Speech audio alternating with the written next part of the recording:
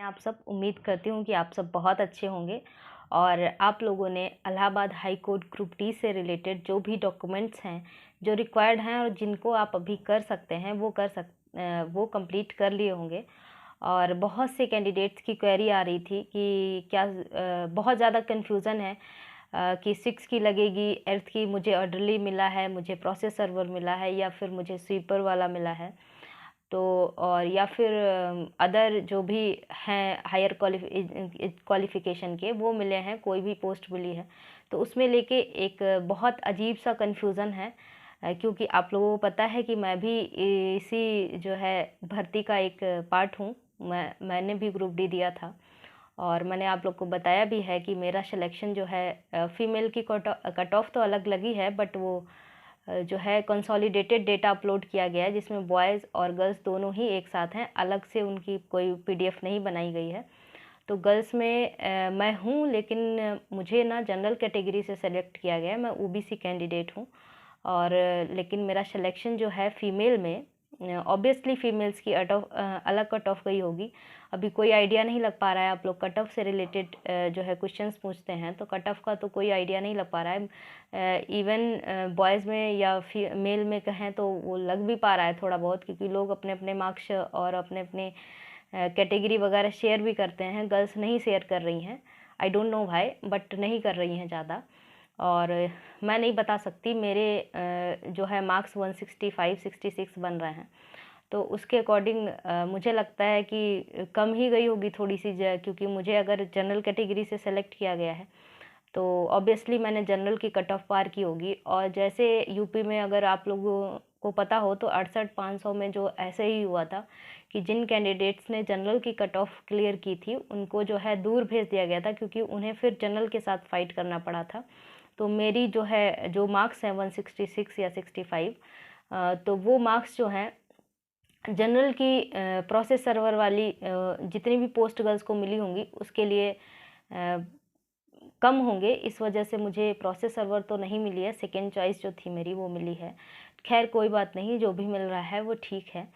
और शायद मुझे लगता है ओबीसी में जिसने फ़ाइट किया होगा मेरे से कम भी मार्क्स होंगे, तो अगर एक दो जितनी भी 2-4 पोस्ट होंगी अगर ओबीसी फीमेल के लिए तो उन्हें मिल गई होंगी। मुझे ऐसा लग रहा है, क्योंकि ऐसा 68,500 में शिक्षक भर्ती जो थी इससे पहले 69,000 से, उसमें ऐसा हुआ था कि जिन लोगों की कम कट ऑफ थी उन्हें होम डिस्ट्रिक्ट मिल गई थी और जिनकी ज़्यादा थी उन्हें बाहर भेज दिया गया था, क्योंकि उन्होंने जनरल से फ़ाइट किया था। मुझे नहीं पता, लेकिन मैं अपने कॉमन सेंस के बेसिस पे और जो मेरे पास एक्सपीरियंस है उसके बेसिस पे मैं आप लोग के साथ शेयर कर रही हूँ, क्योंकि मेरी कैटेगरी ओबीसी है लेकिन मैं सेलेक्ट जनरल से हुई हूँ।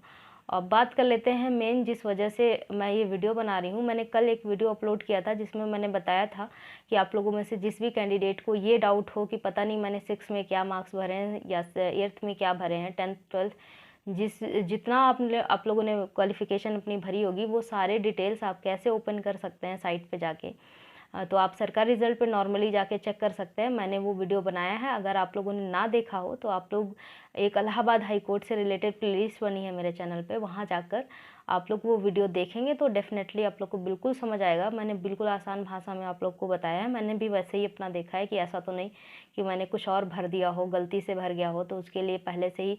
और ऑब्वियसली आप सभी कैंडिडेट्स ये चीज़ ज़रूर देख लीजिए ताकि आपको पता चले कि आपने फॉर्म में जो भरा है और एक्चुअल में जो आपके पास हैं चीज़ें क्या वो मैच कर रही हैं। क्योंकि उस टाइम जब हम फॉर्म भरते हैं ना तो एक अजीब सा प्रेशर होता है हमारे ऊपर, प्लस हमें ये नहीं पता होता है कि पता नहीं मेरा सिलेक्शन होगा या नहीं होगा, हम क्वालिफाई कर पाएंगे या नहीं कर पाएंगे।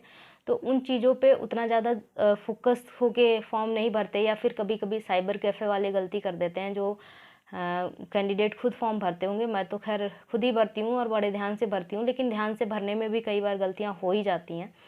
ह्यूमन नेचर है गलतियाँ करना, तो आप लोगों से भी कभी हो गई होंगी। और या फिर कैफ़े वाले तो बहुत कर देते हैं। तो अगर किसी भी के आपकी जितनी भी समस्याएं हैं उन सब का एक समाधान है, वो है एफिडेविट। लेकिन उसको लास्ट सॉल्यूशन मानिएगा। जितना हो सके आप अदर सॉल्यूशंस को अप्लाई करने की कोशिश करिए। जैसे अगर मैं बात कर लूँ कि कुछ कैंडिडेट की मैम मैं जो है स्वीपर वाले पे हुआ है सिलेक्शन, या फिर अर्डरली वाले पे हुआ है, या फिर अर्दली जो भी बोलेंगे आप, सॉरी वो उस पर ज़्यादा मत जाइएगा। या फिर प्रोसेस सर्वर पे हुआ है या ग्रुप सी की वैकेंसी में हुआ है, किसी भी में हुआ, आप सबसे बिल्कुल कन्फ्यूज़न मत रखिए। आपने जितना डिटेल उसमें भरा है फॉर्म में, आप जाके चेक कर लीजिए। अभी तक वीडियो ना देखी हो तो आप वीडियो देख लीजिए प्लेलिस्ट में जाके। अगर आप लोग कहेंगे तो मैं इस चैनल की जो डिस्क्रिप्शन बॉक्स है उसमें भी प्रोवाइड कर दूँगी वो प्लेलिस्ट। और आप मैच कर लीजिए शांति से बैठ के एक दिन पूरा अपना फॉर्म और अपना डॉक्यूमेंट्स से उसको मैच कर लीजिए। अगर कुछ मिसमैच हो रहा है तो उसको आप एक कॉपी लीजिए और उसमें रजिस्टर में लिखते जाइए कि मेरा ये चीज़ मिसमैच है, ये चीज़ मिसमैच है।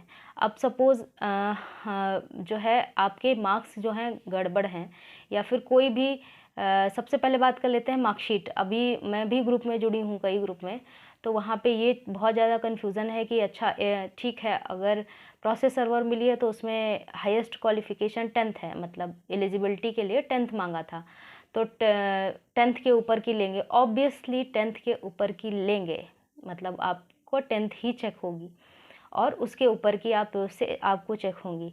लेकिन आपने फॉर्म भरते टाइम सारी चीज़ें फिल की थी, 6 भी, क्योंकि जो ग्रुप डी की पोस्ट थी उसमें 6 से 6, 8, 10, 12 ग्रेजुएशन जिसके पास होगा वो भी उसने भरा होगा। मैंने 6 भरा था, 8th भरा था, 10th भरा था, 12th भरा था, ग्रेजुएशन भरा था।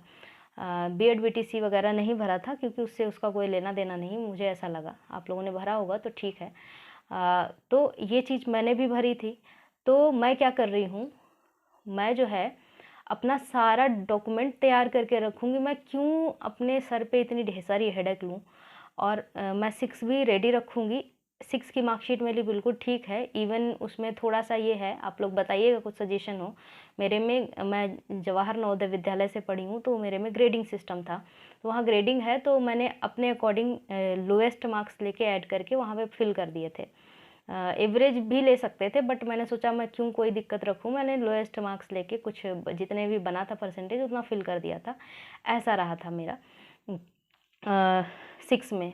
बट 8th में, 6 में नाम वगैरह में कोई इशू नहीं है, बट 8th में मेरे नाम में इशू है, सरनेम में, तो मैं वो करेक्शन करवाने जाऊंगी स्कूल। तो आप लोग भी 6, 8th, 10th, 12th ग्रेजुएशन या फिर उसके बाद भी अगर और कुछ, आप ये सारी मार्कशीट्स अपनी अपडेटेड रखिए, रेडी रखिए। कोई गलती हो तो अभी ये जो टाइम पीरियड चल रहा है, जब तक डीवी की डेट या डिस्ट्रिक्ट अलॉटमेंट नहीं हो रहा है, तब तक आप इन सबको बिल्कुल रेडी कर लीजिए। जिसके पास भी 6 नहीं है, 8th नहीं है, आप लोग बनवा लीजिए हो सके तो। अब जिसके पास कोई ऑप्शन नहीं है वो लोग प्लीज़ पैनिक मत होइए, आपकी 10th से भी चेक हो जाएगी। 8th नहीं है तो कोई दिक्कत नहीं है। लेकिन जिससे हो पा रहा है, सपोज़ मेरे पास है 6 और 8, तो मैं क्यों अपना हेडेक लूँ, मैं तो वो दोनों ही रेडी कर लूँगी।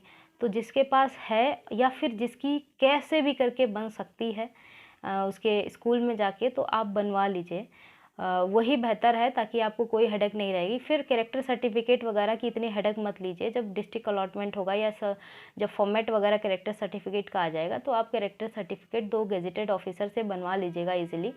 स्कूल से बनवाइए, अदरवाइज़ 2 गेजेटेड ऑफिसर से भी चल जाएगा। और उसके बाद वो मेडिकल, उसकी हेडेक मत लीजिए। अभी आप अपना सिर्फ डॉक्यूमेंटेशन सही करिए। उसमें आपकी 6, 8th की मार्कशीट और आपका आधार, आपका आय जाति निवास, ये आ जाते हैं। इन सबको अभी रेडी करिए। और बाकी रही इस कैरेक्टर सर्टिफिकेट या फिर मेडिकल या फिर अदर कोई भी चीज़ें होंगी, तो वो डीवी का लेटर आने के बाद या फिर डीवी के लिए जब बुलाएंगे या डिस्ट्रिक्ट अलॉटमेंट जब होगा, तो वो जो टाइम पीरियड 10 to 15 डेज़ का देंगे उसमें आप इजीली करवा लेंगे। अभी का आपका काम मार्कशीट और आपके जाति और निवास और उसके बाद आधार या पैन, इतने काम आपके हैं, इनको सिर्फ रेडी करिए। आप जितना हो सके कर लीजिए। जो फिर नहीं हो पा रहा है, तो फिर जिसके पास सपोज़ कि कई कैंडिडेट्स ऐसे हैं जिनकी मार्कशीट खो गई है या गुम गई है या जल गई है, कोई भी इशू है, तो आप अपने नियरेस्ट कोर्ट में चले जाइए, वहाँ से आप एडवाइस ले लीजिए, वो बहुत बेहतर एडवाइस देंगे। फिर भी अगर कुछ नहीं होता है ना, तो आप बिल्कुल फ्री माइंड रहिए, आप प्रेशर मत लीजिए, पैनिक मत होइए, अपने नेक्स्ट एग्ज़ाम की तैयारी करिए। और आप एक एफिडेविट बनवा लीजिएगा कि मेरी मार्कशीट खो गई है और स्कूल वाले अब नहीं बना रहे हैं, तो कृपया करके मेरा जो है जो वेरिफिकेशन है वो 10th के बेसिस पे कर लिया जाए। ऐसा ऐसा वो लोग बता देंगे जो भी एफिडेविट में होगा। तो ये सारे काम आपको करने हैं। और आधार तो बिल्कुल अगर अभी अप्लाई कर, जिसके में भी date of birth father name में मिस्टेक है, सरनेम में मिस्टेक है, तो वो आप अपना करेक्शन करवा लीजिए। अभी मैसेजेस भी आ रहे हैं आधार से रिलेटेड कई, अपडेट योर एड्रेस वगैरह वगैरह ऐसे करके मेरे पे भी आया है। तो ये आधार का करवा लीजिए। और आय जात निवास अगर आपकी बहुत, वैसे तो चल जाएगी पुरानी भी, लेकिन अगर बहुत पुरानी है तो आप एक बार अप्लाई कर दीजिए, 10 से 15 दिन में बहुत आसानी से आ जाएगी। तो ये इतनी सी काम करिए आप। एजुकेशनल डॉक्यूमेंट्स, आय जाति निवास, जाति निवास और आधार, पैन, बस। कैरेक्टर सर्टिफिकेट आप बाद में बनवा लीजिएगा, नहीं टाइम लगता है, मैंने 1-2 बार बनवाए हैं। मेरा जब रनिंग वगैरह निकल गई थी यूपी पुलिस की, तो फिर उस टाइम मैंने कैरेक्टर सर्टिफिकेट बनवा के रखे थे। फिर नहीं रनिंग निकल पाई थी तो वो, और जो कैंडिडेट्स फेल हो गए हैं तो प्लीज़ आप लोग अब बिल्कुल परेशान मत होइए। आपके पास जो एक्सपीरियंस होगा वो जो पास हो गए हैं उनके पास थोड़ा कम रह जाएगा, या आपके लिए इससे भी कहीं बेहतर जॉब लिखी है। आपके नसीब में जो है उतना ही मिलता है, हर इंसान को उतना मिलता है, उससे पहले और उससे बाद कुछ नहीं मिलता। तो और रही बात, बहुत से लोग वो लास्ट वाला ऑप्शन जो है वो उसकी बात कर रहे थे, तो मैं भी, अगर 6,000 ही है, वैसे तो सबको पता है उतना है, तो फिर आप मत ज्वाइन करिए। देखिए मैं ऐसे नहीं कहूँगी, लेकिन अगर आप ट्यूशन 2 घंटे भी 3 घंटे पढ़ाते हैं अच्छे स्कूल के कैंडिडेट को, 2 घंटे आप ट्यूशन पढ़ाओ तो सिंगल कैंडिडेट को तो 6,000 मिल जाते हैं इजीली।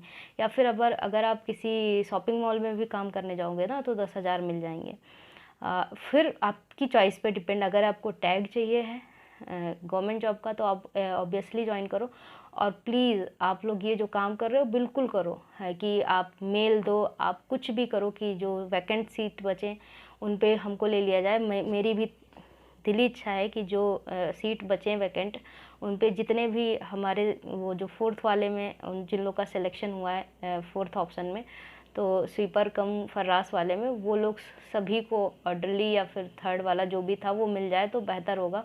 और मैं भी यही प्रे करूँगी भगवान से कि जो जिन लोग को वो मिला है वो ना रहे और अदर पोस्ट मिल जाए। तो आप लोग कोशिश करते रहिए, मेल करिए, आप एप्लीकेशन दीजिए, जो कर पाएँ आप करिए, क्योंकि आप सब ने भी सेम एग्ज़ाम दिया है जो हम सब ने क्वालिफ़ाई किया है।